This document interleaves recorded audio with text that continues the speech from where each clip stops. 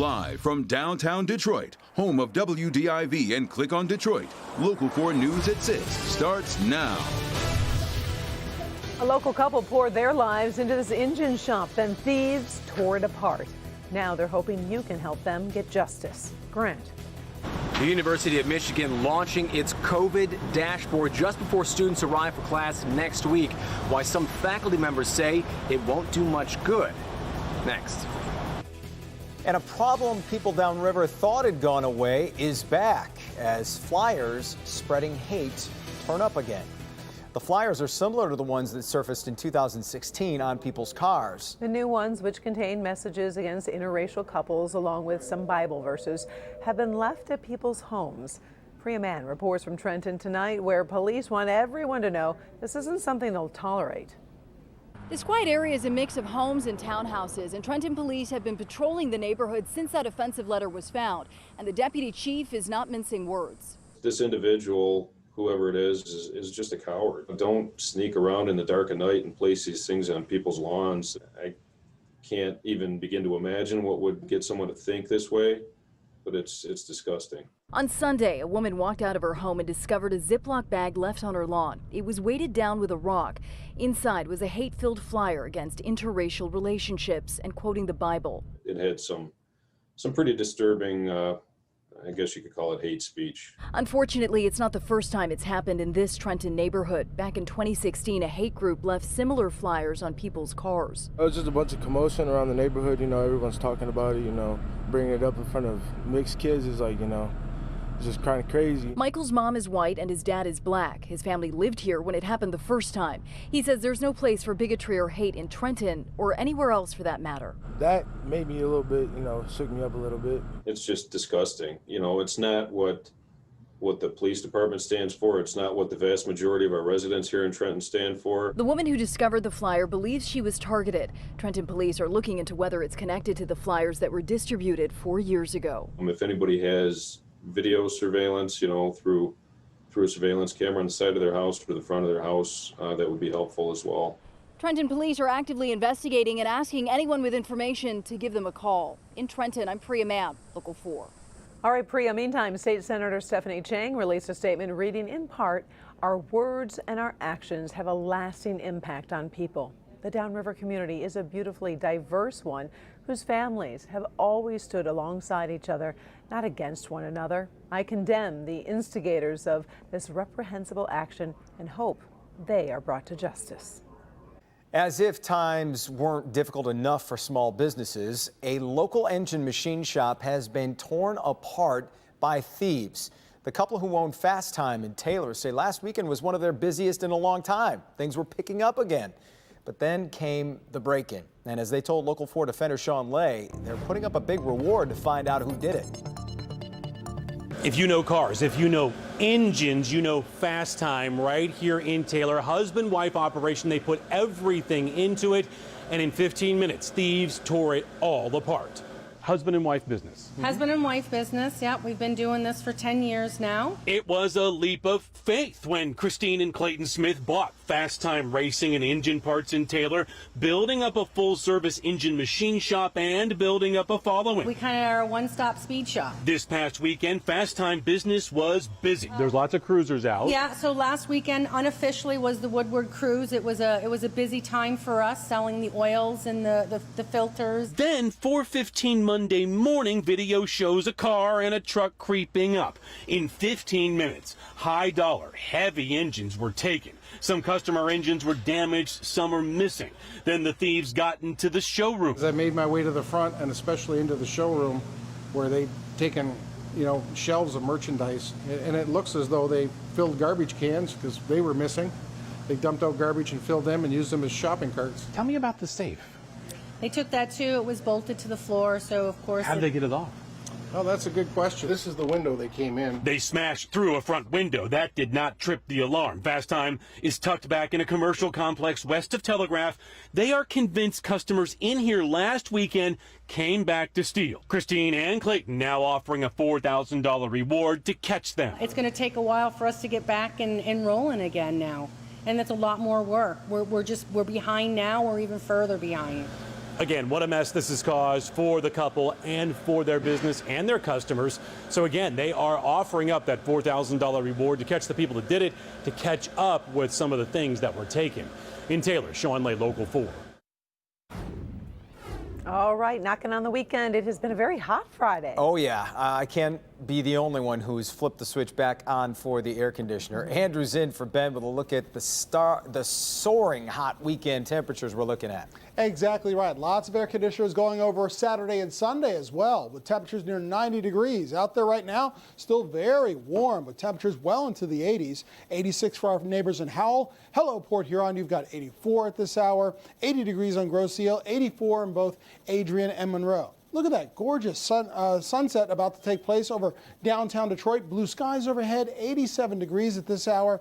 Wind now at 5 miles per hour, and still comfortable humidity out there for all your backyard needs or any other sort of outdoor activity. Just remember your masks. Temperatures will still be in the low and mid 80s as we go over the next couple of hours, maybe down to 84 degrees by 7 or 8 p.m. before cooling off to the 70s, then 50s and 60s overnight, and remaining dry. But does it remain dry throughout the entire weekend? We'll talk about that, those higher temperatures, and of course, your 7-day forecast in minutes. Now remember, you can track temperatures, sky conditions, showers, and thunderstorms if they're around on the Local Forecasters app. It is faster, easier, accurate. It's got all the forecasts from all of us right here in the from the Local Forecasters, and it is free. The Local Forecasters app, search WDIV in your app store. Some local businesses have been hit with fines over failing to meet COVID safety standards. As we look at today's coronavirus headlines, we're still awaiting today's case numbers from the state, which were delayed, and we were told they'd be out right around now. 3 local businesses are among 6 in Michigan fined by the state for not following workplace safety protocols related to COVID-19. They include United Shore Financial in Pontiac, which had an outbreak of more than 50 cases, as well as a UPS distribution facility in Livonia and a Speedway gas station in Waterford. All 3 were fined between $6,000 and $7,000. The Detroit Lions announcing today their first 2 home games will be played without fans. Those games are September 13th and October 4th. Ford Field parking lots will also be closed, so no tailgating. This past week, Michigan State University joined some other high-profile schools in deciding not to have in-person learning this fall. But the University of Michigan has signaled no intent to abandon plans to have students on campus and in classrooms. Grant Herms reports there's concern on campus about potential outbreaks, but there's also a new tool the leadership hopes can keep them a step ahead. The dashboard launched Thursday tracks cases back to March, and the university hopes that it'll keep tracking cases as students return to classes this fall. But there are already concerns that it doesn't track cases off campus, and it's already been met by criticism with some faculty here at Michigan. The U of M rolling out its new COVID dashboard that, according to the site, tracks cases of both students and non-students, so far totaling more than 7,000 tests since March. Having access to reliable information about what's happening in the campus community is understandably of great interest, Robert Ernst, who heads the university's health services and COVID response, said in a release. But the cases that are recorded must be reported to the University Health Services, and the dashboard doesn't track cases off campus, which means it likely won't be able to track the spread crossing between U of M and Ann Arbor residents. There's really a profound lack of trust and lack of leadership that's created a lot of ill will. Nora Karnitsky is a lecturer at the U. She protested the return to in-person learning last week because of what it could mean for the surrounding communities. It's people of color and marginalized communities that are going to bear the most egregious harms of the university's reopening plans. Michigan's plans are at odds with other major universities that recently sent students home. Michigan State's president also announcing this week it would be moving to online classes for the fall semester. We made the decision that it was probably safest for our students, our faculty and staff, that we take the actions. For Karnitsky, she said it should be a clear sign for the U of M.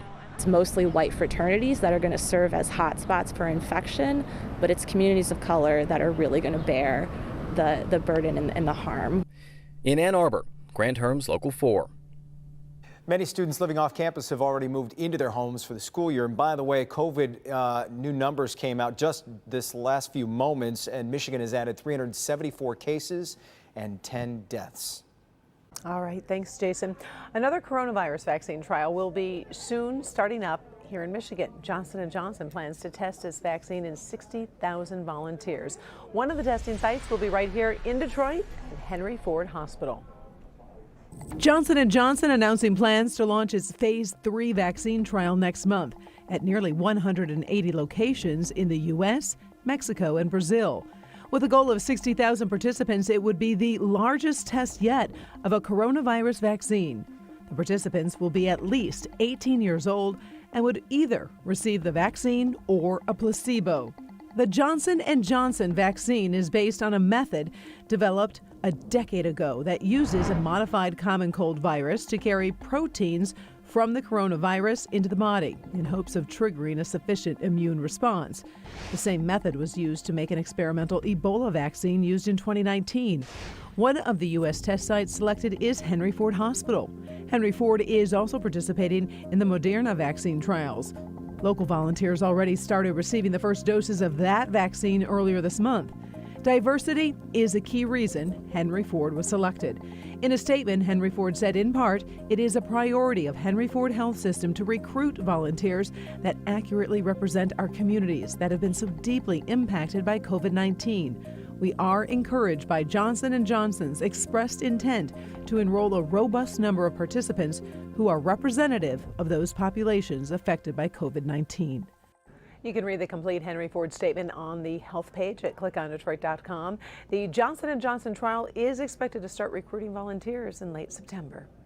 Still ahead here, a special tribute to one of Michigan's earliest victims of COVID-19. We're there for a day of service in memory of a man who's badly missed in the state legislature. Plus, we'll have the latest on all of the issues with the post office and mail delays. The Postmaster General spoke today, and so did a Michigan senator.